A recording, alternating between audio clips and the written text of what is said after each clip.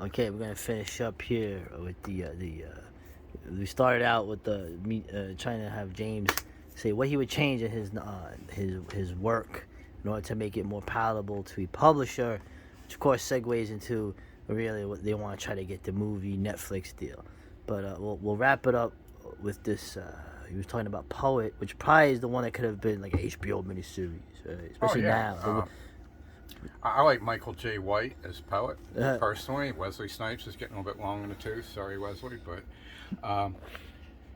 the there's even a noble FBI agent in this. But oh, it thank turns God. out that, and if take a Wesley Snipe movie, the sequel to the one that Harrison Ford played in, where Tommy Lee Jones is chasing The Fugitive, and then there's The Fugitive 2.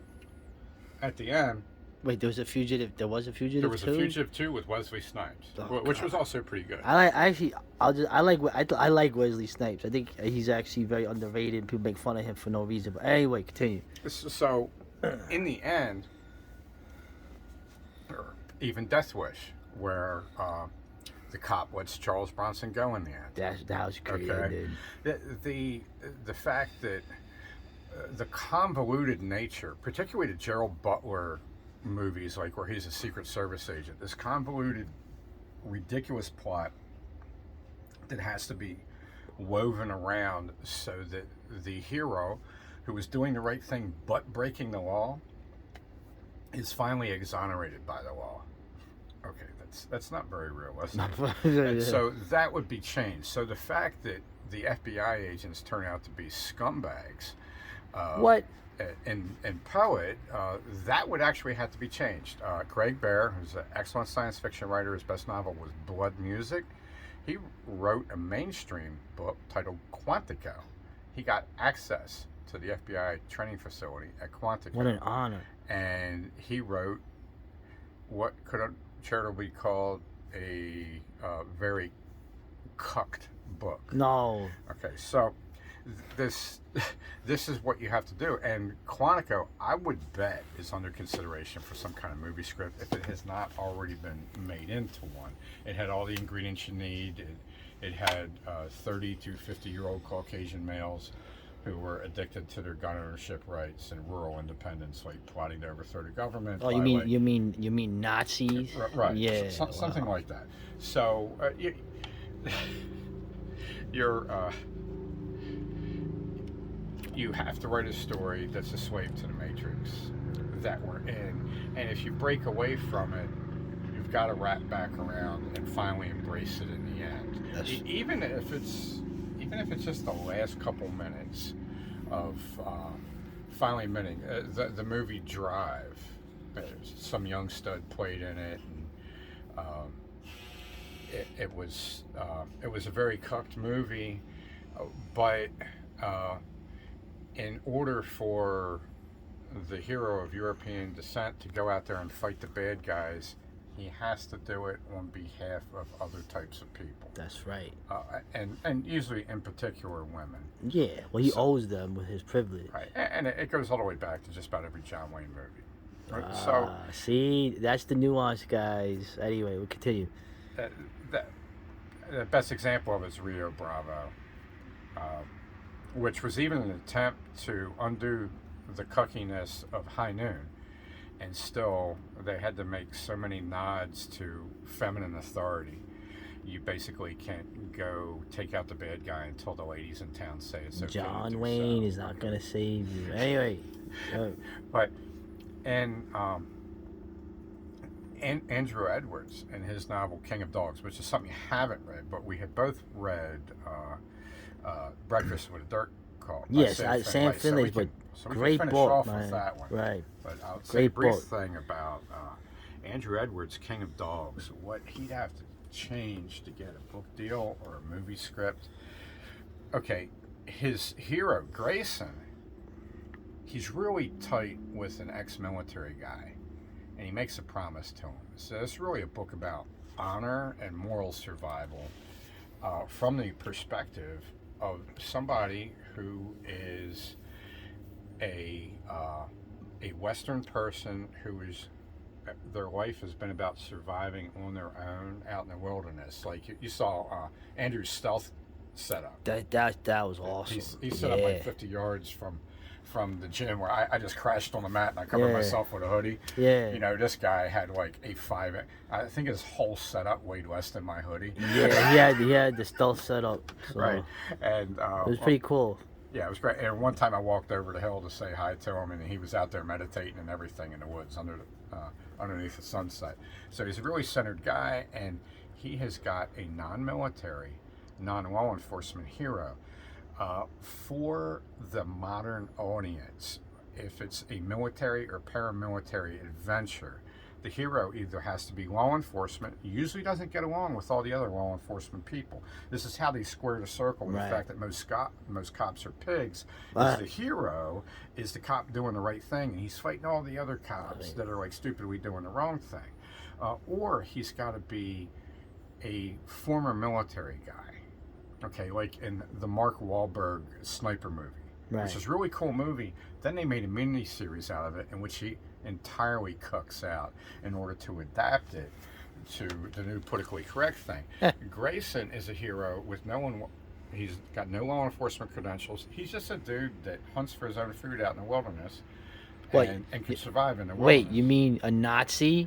Yeah. Right, thank you. And he, Natsseey, I think, but he's not a former military guy, and that would have to be changed. So for Andrew to get that sold to a publishing house, we're probably looking at a former Navy SEAL. Okay, or you know what? Probably the next latest wrinkle in that, because they've done the Navy SEAL thing to death, and now they've done the sniper thing to death. Yeah. And of course, Sly ruined the Special Forces thing. Yeah. The next thing is going to be the air rescue guys. There's like a little commando style unit that's with the U.S. Air Force that's trained to go in and rescue down fighter pilots. He'd be one of those guys, or he'd be a Coast Guard guy. No, wait a minute. He would be a Coast Guard chick. Okay, so Grayson would actually have to probably become a chick that used to be like somebody that rescued puppies that dropped out of helicopters. I agree with that. You know, 200 miles from the coast. Right. Okay. So I agree that's what you should have. So the hurdles are huge. To get any type of authentic fiction accepted by a publishing house, you have to make it inauthentic in some portion and in some key portions. You've got to sell out. Wow. You know what they say? You know what authenticity means? If you believe in authenticity, you're a Nazi. So, Breakfast with a Dirt call, Sam Finway. I can think of one section that would have to be changed. When he's in the non-wartime military, stateside, you've got the female officers are using the PT. That means your physical training studs. You know, the guys that are real good at all the physical stuff. Yeah, can outrun PT. everybody. Yeah. Okay. They're basically using them as like their studs. Yeah. And they'll be getting railed up in the watchtower while the regular grunts who like finish in the middle of the pack during the PT run, while they're down there listening to this shit, you know, the lieutenant, who's a female, is getting railed by one of the PT studs up in the watchtower. That would have to change. We would have to have one of the PT studs attempt to rape one of the female officers, and then Sam's character would come to her rescue. And despite the fact that he was a little old for being a grunt, and he wasn't like the top of the line like He-Man action figure guy, he would somehow, through his moral authority, which would be a refraction of vaginal authority through him, he would stand up for the KUNT lieutenant against the stud rapist, who in reality was like her paramour. Right. Well, she would probably beat him up. This guy would try to help her. He would get beat up, and then she would have enough room to get free, and then beat him up, Well, and that's if save it's a Sam. Marvel movie. Right. If it's a Marvel movie, okay, she takes out her tampon. Right? No, dude. And it turns into some type of Ultraman stuff Oh God. that morphs her into Bruce Lee, and then she flies through the air and cuts his head off Yeah. with a lead leg Oh, sidekick. I know. It's not even all the culture is dying. It's dead. You're looking at a corpse that's being, you're looking at a painted corpse now with a death grid. Oh, that's so dark. Yeah. I'm feeling dark, which I shouldn't. I should feel good, but anyway. All right. So this is a literary discussion. Shout out to Andy Edwards, who's a really cool dude. Shout out to Sam Finley, who I haven't met, but I've read his work and I've heard him talk, and his articles on the 1776 site are really two really good. I mean, man, that one article he wrote about where he's from, Oklahoma, or where he lives down in Oklahoma, where it's just, you do all this thing. Anyway, I read the article. I'm not going to talk about it. And that's it. So, good job. So, Nazi.